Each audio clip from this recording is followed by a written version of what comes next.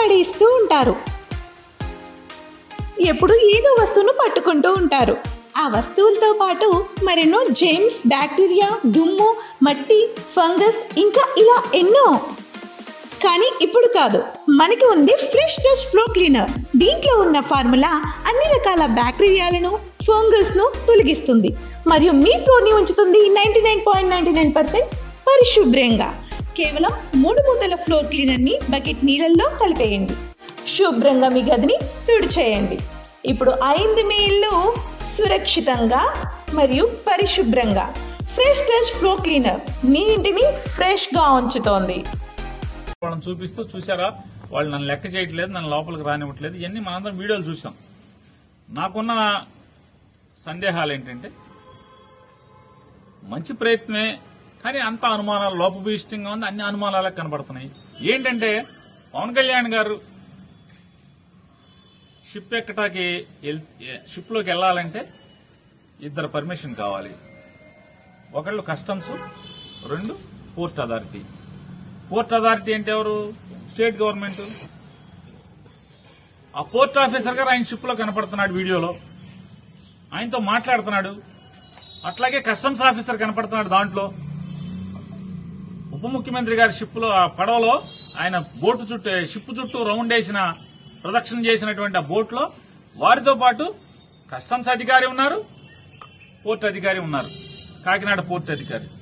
మరి పర్మిషన్ ఇచ్చేది ఎవరినైనా సరే షిప్ లోకి వెళ్లాలంటే షిప్ వాడి ఇష్టం కాదు, కస్టమ్స్ అధికారి, పోర్ట్ అధికారి పర్మిషన్ ఇవ్వటం అనేది నాకు అవగాహన ఉన్నంత వరకు. ఇది తప్పు అయితే నేను మన్నించమని కోరుకుంటాను.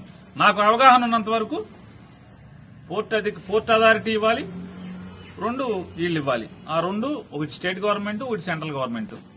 ఇద్దరు ఆయనతో బోట్ లో ఉన్నారు. మరి పర్మిషన్ ఇవ్వండి ఎవడు? నాకు సందేహం, వాళ్ళిద్దరూ ఉండి కూడా ఈయనకి పర్మిషన్ ఇవ్వలేదా? ఆయనతో పాటు ఉన్నారు కదా, మరి కలెక్టర్కి ఎందుకు ఇచ్చారు ముందు రోజు? అదే అధికారులు ఇద్దరు కూడా, పోర్ట్ అధికారి గాని లేదా కస్టమ్స్ వాళ్ళు గాని కలెక్టర్ని షిప్ లోకి అలౌ చేశారు, ఈయన ఎందుకు అలౌ చేయరు?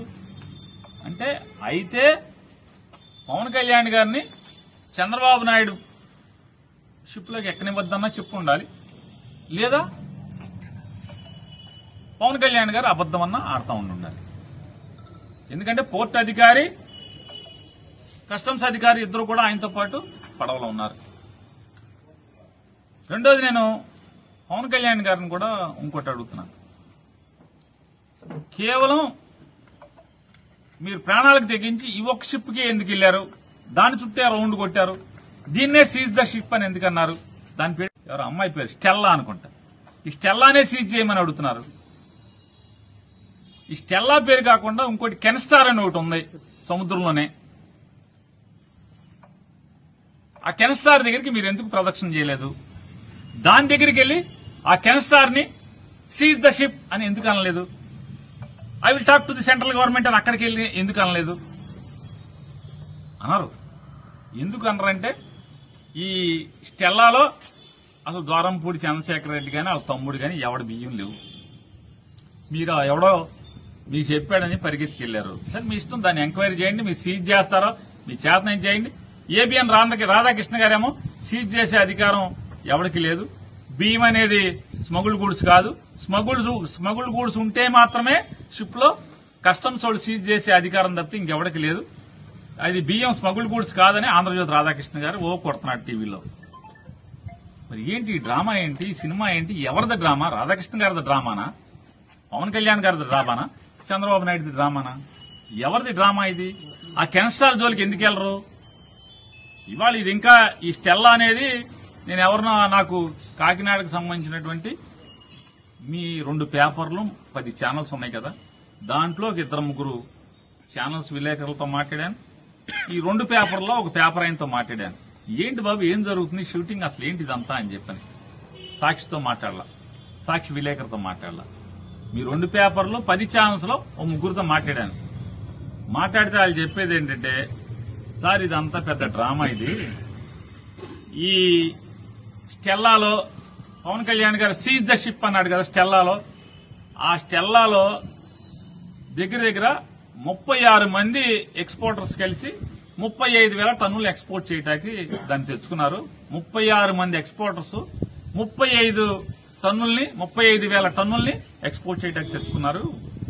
మనిషికి 1000 టన్నులు రమారమ్మి 1000, 1500, 500 టన్నులు ఒక్కొక్కడికి ఒక మాక్సిమం 400-500 టన్నుల నుంచి ఉన్నారు ఒక్కొక్కళ్ళు.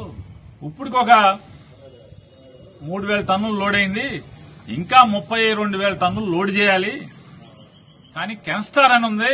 అసలు సినిమా అక్కడ ఒకే వ్యక్తి, ఒకే ఎక్స్పోర్టర్ 42,000 టన్నులు బియ్యాన్ని ఎక్స్పోర్ట్ చేస్తున్నాడు. ఈ రెండు అక్కడ లంగరేసి ఉన్నాయి, రెండు లోడ్ అవుతున్నాయి. ఆ కెన్స్టార్ కి మాత్రం వెళ్ళరు. ఈయన కెన్స్టార్ కి ఎందుకు వెళ్ళరంటే ఆయన సీను అని చెప్పని సాక్షాత్తు ఆంధ్రప్రదేశ్ రాష్ట్ర ఆర్థిక శాఖ మంత్రి వియ్యంకుడు కోడలు తండ్రి వేల్పూర్ సీను ఏదో అంతా నాకు వాళ్ళే చెప్పారు. ఆ పేర్లన్నీ కూడా తగిలింది నాకు. వేల్పూర్ సీను ఈ రాష్ట్ర ఆర్థిక శాఖ మంత్రికి వియ్యంకుడు. అతను ఒక్కడే 42,000 టన్నులు ఒకే షిప్ మొత్తం ఇది 35,000, 36 మంది 35,000 టన్నులు 36 మంది లోడ్ చేసి బయటకు ఎక్స్పోర్ట్ చేస్తున్నారు. నైజీరియాను అక్కడికి వెళ్తుందంట ఆ వేల్పూర్ సీనుది. ఆ వేల్పూర్ సీను ఒక్కడే 42,000 టన్నులు ఎక్స్పోర్ట్ చేస్తున్నాడు. దాంట్లో ఉండవా? దాంట్లో లేవా అంటున్నా? దాంట్లో దొంగ బియ్యం లేవా? పీడీఎస్ బియ్యం లేవా? దాంట్లో చూశారా? చూడరా? వేల్పూర్ సీను అయితే మన కళ్ళకి గంతలు కట్టేసుకుంటారా?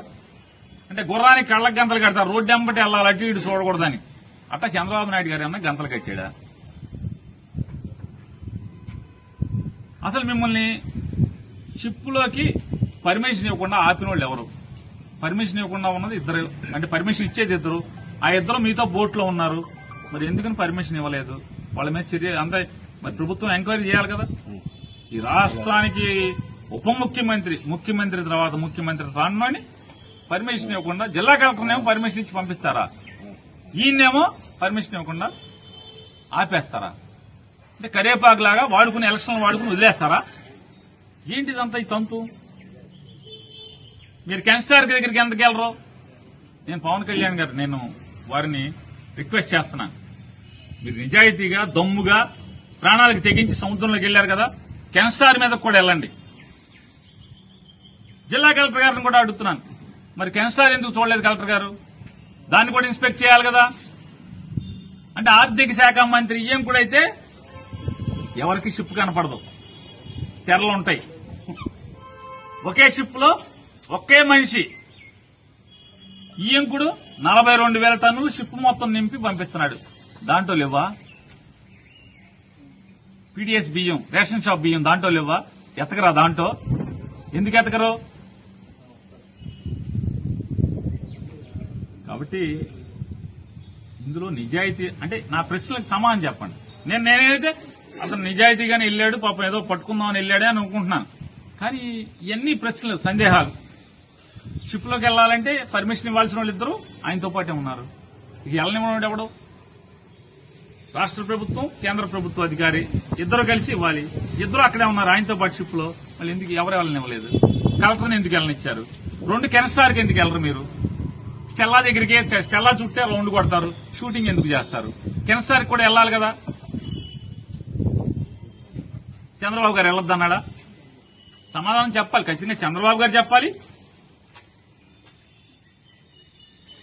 ఉప ముఖ్యమంత్రి గారు కూడా సమాధానం ఖచ్చితంగా చెప్పి తీరాల్సినటువంటి అవసరం. ఎందుకంటే మీరు ఎవరిని ఏమారుద్దాం అనుకుంటున్నారు? ఇది నిజాయితీ కూడినటువంటి మీ పర్యవేక్షణ, మీ రైడా, మీ పట్టుకునే ప్రయత్నమా, లేదా కేవలం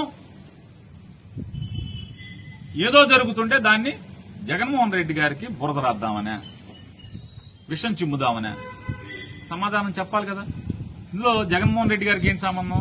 ఆయన ఎవరో చెప్తారు అరబిందో అనేది, అరబిందో వాటా. అసలు మీరు వెళ్ళింది ఎక్కడికి? Anchorage port. Anchorage port owner ఎవరు? రాష్ట్ర ప్రభుత్వం. మీరు వెళ్ళిందేమో యాంకరేజ్ పోర్టులోంచి. యాంకరేజ్ పోర్ట్ ఎవరిది? అరబిందోల వాటా, అరబిందోళ్ళకి వాటా ఉంది యాంకరేజ్ పోర్ట్ లో. ఈ పిచ్చి మాటలేంటి? ఎవరిని మోసం చేద్దామని?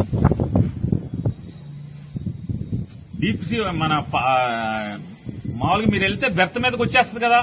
అరబిందోకి వాటా ఉన్న పోర్ట్ అయితే, కాకినాడ పోర్ట్ అయితే మీరు వెళ్ళిందేమో యాంకరేజ్ పోర్ట్ కదా. యాంకరేజ్ పోర్ట్ ఓనర్ ఎవరు? రాష్ట్ర ప్రభుత్వం కదా. ఎందుకు ఇదంతా ఈ ప్రశ్నలన్నింటి కూడా అర్థం కాని, ఎవరికి అర్థం కావు. ఇదో బ్రహ్మ పదార్థం, చెప్పాల్సింది చెప్పరు, సందేహాలు ఉంటాయి. ఆ రౌండ్ కొడతాం ఏంటి? ఎందుకు వెళ్తలేదు షిప్ లోకి? ఎందుకు వెళ్ళలేదు? పర్మిషన్ ఇచ్చే అధికారులు మీతోనే ఉన్నారు కదా. డిప్యూటీ సీఎం హోదాలో వెళ్ళకూడదండి ఆయన. డిప్యూటీ సీఎం హోదాలో వెళ్ళకూడదా? డిప్యూటీ సీఎం అయినా, సీఎం అయినా, ప్రధానమంత్రి అయినా ఇప్పుడు మీరు మర్చిపోయినట్టున్నారు. మీకు నాకు రాజ్యాంగం తెలియదు కానీ ఆయన రాజ్యాంగం పెద్దది, మళ్ళీ చిన్న సైజ్ అయితే కనపడదేమో అని పెద్ద పుస్తకం ముచ్చుకుని తిరుగుతాడు ఎప్పుడు. రాజ్యాంగం మేరకు, రూల్స్ మేరకు, రాజ్యాంగం ద్వారా ఏర్పడినటువంటి చట్టాల మేరకు, చట్టాల ద్వారా ఏర్పాటు చేసుకున్నటువంటి రూల్స్ మేరకు ఖచ్చితంగా ప్రధానమంత్రి గారు వచ్చినా, ముఖ్యమంత్రి గారు వచ్చినా, డిప్యూటీ సీఎం గారు వచ్చినా పర్మిషన్ ఇవ్వాల్సింది షిప్పులోకి, విదేశాలకు సంబంధించిన షిప్పులోకి పర్మిషన్ ఇవ్వాల్సింది పోర్ట్ అధికారి, కస్టమ్స్ అధికారి. ఆ ఇద్దరు పర్మిషన్ ఇస్తేనే లోపలికి వెళ్ళాలి. రెండు షిప్లు బియ్యం ఉన్నాయని చెప్తున్నారు. మీ వాళ్ళు ఎవరన్నా చూసారు? ఆధారాలు ఉన్నాయి. నేను అంటున్నాను, వెళ్ళి చూడరా అని అడుగుతున్నాను. చూడరా అని అడుగుతున్నాను. మొత్తం ఎవరైతే 36 మంది స్టెల్లాలో ఎక్స్పోర్ట్ కోసం షిప్ను తెచ్చుకున్నారో, స్టెల్లాని 36 మంది ఎక్స్పోర్టర్లు, ఆ 36 మంది మాట్లాడుతున్నారు కాకినాడలో.